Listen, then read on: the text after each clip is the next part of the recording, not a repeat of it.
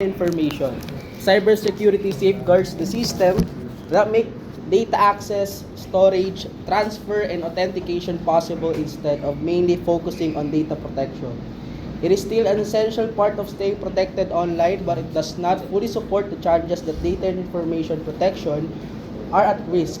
Therefore, cyber protection is formed by integrating cybersecurity with data protection to address new forms of malicious cyber attacks fully. So basically, cyber protection tsaka cybersecurity, they have different purpose.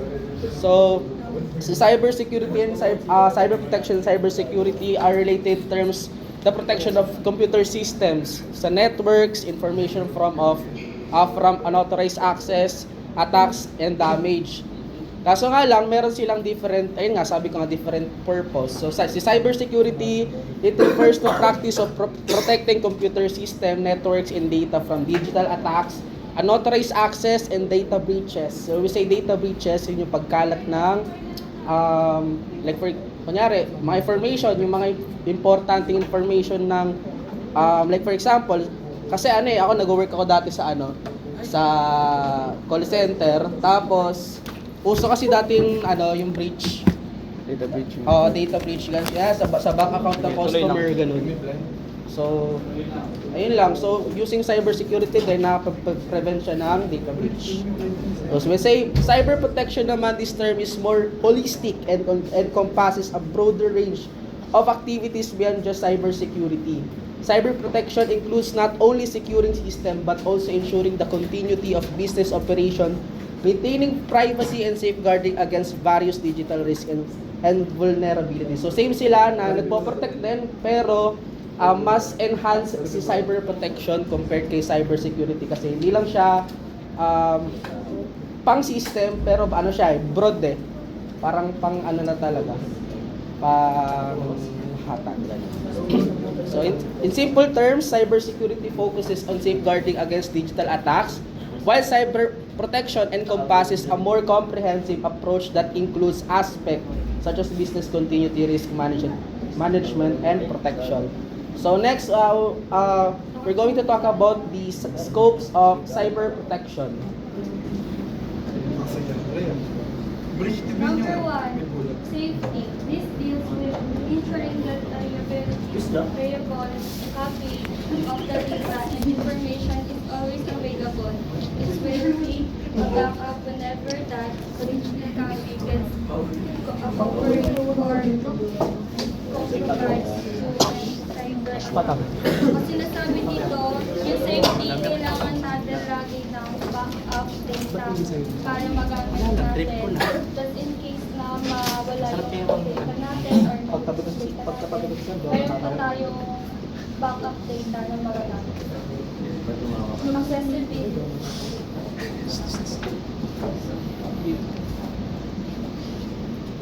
This deals with ensuring that data and information are available from any location at any time. Sinasabi dito na mas magagamit yung accessibility kapag mas magagamit yung accessibility sa ibang lugar. Pwede kayong gumamit ng mga cloud para doon i-save yung mga data natin.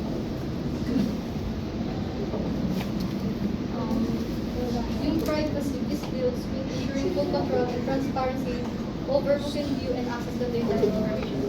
Like, yung privacy, for example, Facebook, ito yung kunwari kung gusto mong i-public or i-private yung for example, yung ganun, ayaw mo makita ng bird, pwede mo i-public. So next is, let's talk about authenticity.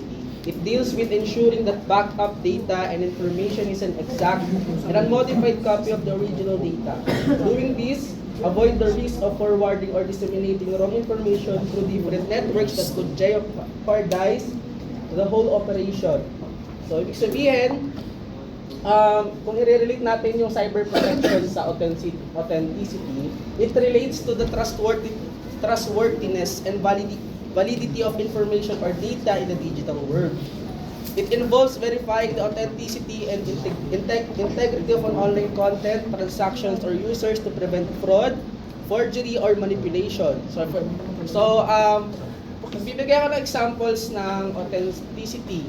So, authenticity. Sige, example yan. So, alam ko, guys, familiar kayo sa two-factor authentication. So, tapos ka talagang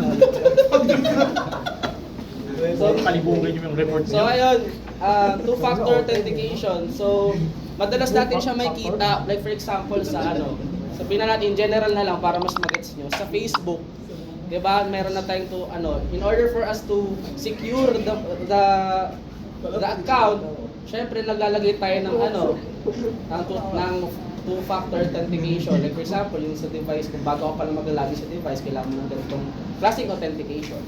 So next, sabihin natin sa sa email, 'di ba? Madalas kasi tayo na i-scam or karamihan sa tao sa email kasi, 'di ba? Usually yung email kasi is in general. Like for example, sa ibang bansa ka gamit mo yung email sa trabaho, sa school, and any forms of communication kasi mas madaling maka-access or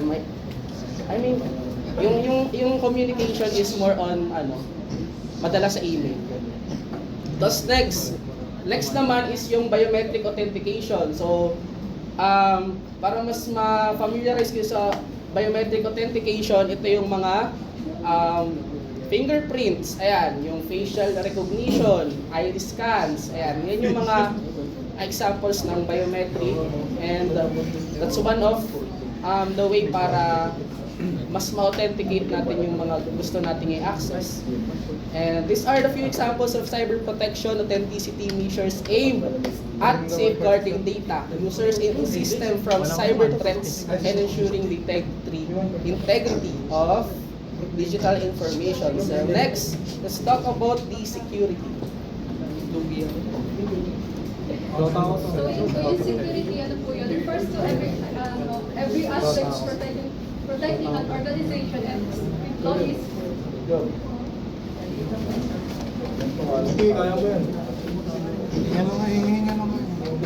So yung sa security po, pag nag-download ko po ng antivirus po, ayun po. Wait lang. Ayun po, kapag nag-download ko po ng antivirus.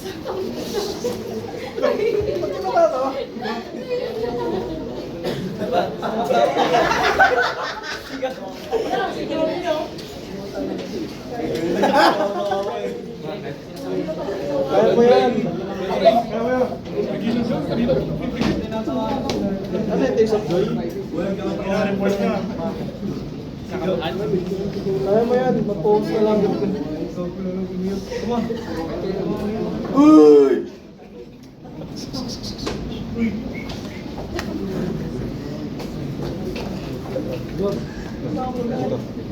Uy, gentleman.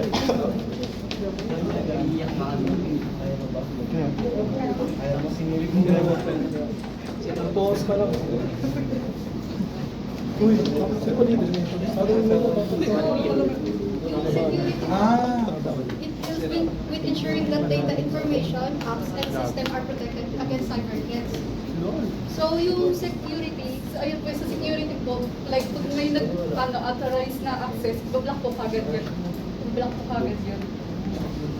So, in addition dun sa security, like for example, yung mga antiviruses natin, ganun na once na detect or na-detect ng application or ng antivirus na yun na malicious or hindi maganda yung epekto ng klaseng file or data na napapasok sa system or computer mo, maitataboy niya agad yun.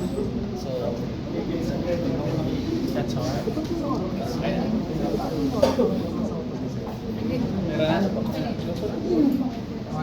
Okay na?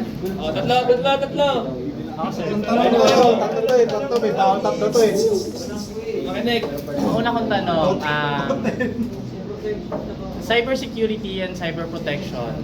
Sinabi mo kasi kanina sa cyber protection, it is holistic and interconnected. Ano? Ano yung holistic? Yan may nakikita doon. Hindi, bakit mo siya natawag na holistic? Kasi ano, holistic kasi ano siya pang-broad. Like for example, sa cyber security kasi, kumbaga yung kino-cover niya, yung pinoprotektahan niya yung system. While yung sa cyber protection naman, lahat. I mean, kasakop niya yung cyber security pero mas enhanced siya compared sa cyber security. Parang ganun. Hindi lang system yung kino-cover niya, but lahat ng data.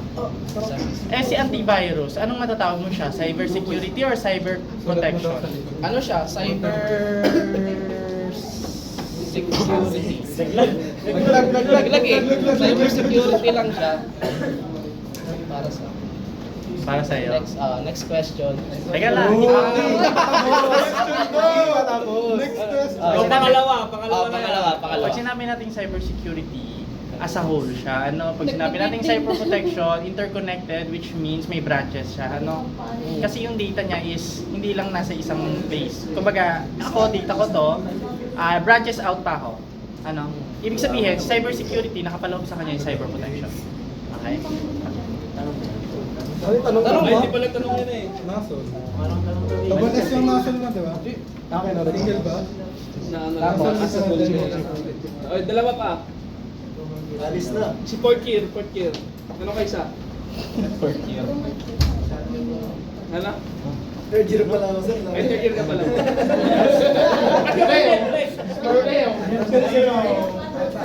Advance. Kaya pala. Network 2?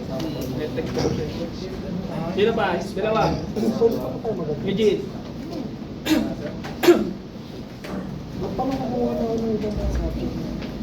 Pwede naman. Ano ka, sir? Ano siya? Pwede, isa. Isa na lang. Di ba sa inyo, topic niyo yung cyber security, bakit yung mga antivirus may mga kasama pa rin mga ano, like mga spyware or ano, kung paano nyo masasabing security siya kung yung mismong antivirus may dalang spyware? Ayun ko. Hindi joke lang. Sa kayo reporting. Tapos, kasi ano, may mga instances kasi na like yung di ba may mga antivirus na known, may mga antivirus applications na hindi. So siguro ano, it depends na lang siguro kung saan nyo kunyari, ano bang mga common na antivirus ngayon? Yung ibang Ayun. antivirus may spyware. Avast. Like for example, Avast, it depends kung saan nyo siya kinuha. Ganun.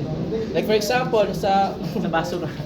like for example, dun sa may sa browser na or sa any sites, kung saan nyo siya kinuha, may mga sites kasi na na nandun yung gusto nyong kunin pero once na nakuha nyo na siya, meron siyang kasamang something na Pwede mo daw tanong. Last na. hindi mo makikita. Ano? Ba't mo ako minamatahan? Siya daw tanungin mo. Sasampakin ko yan. Is it possible for a computer or a user to strive without any cybersecurity? Yes, possible naman siya. Pero it's up on the user. Like for example, kasi if you're like using your computer safely naman, like you're not Ginagano ako. yung hindi ka pupunta kung saan sa mga website, yung mga mga website na hindi maganda. Ganun. Yung mga known website na mong capable of accepting virus in your computer naman. If hindi ka naman ganun, pwede ka naman capable ka na or pwede ka naman na hindi mag-download ng or mag-accept ng antivirus sa mismong computer. Pwede, basta offline. Kung personal Yun lang, computer offline naman. na yung inilim ko sa Personal computer yan. Hindi ka nagpapagamit sa iba. Oh, isang representative lang para sa quiz. Tatanong. Yan na rin ko na. Relax ba? Si Jab na! Sigap na lang. Yung muna, yung unang grupo muna. Gabi ko na lang. Para may access Pass ko na. Babasahin mo lang question. Ako na lang sir.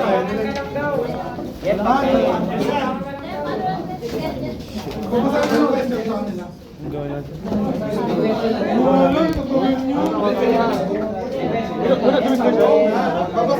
Yun ang gagawin mo. Babasahin mo nga. Hindi. Tulog ko na. I recorded everything. No issue. Ako na lang mag-drive back to once you have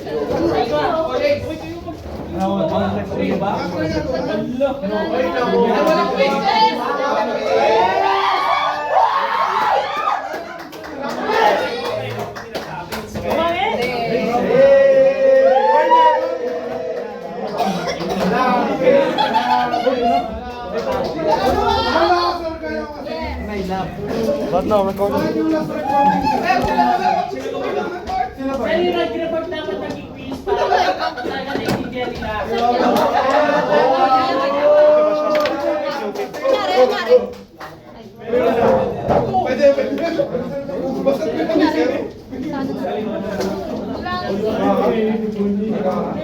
Andito at ano?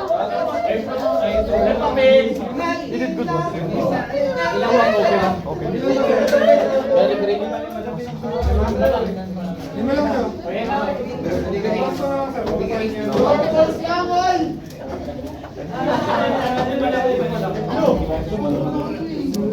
What's the difference?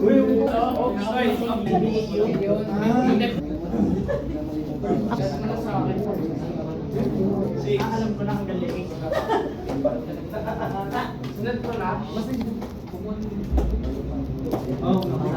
Oo, yung 4 and 5 na lang kayo. Form a question for all of them. Form a question for all of them. Combines the benefits of data protection. Form a question for all of them.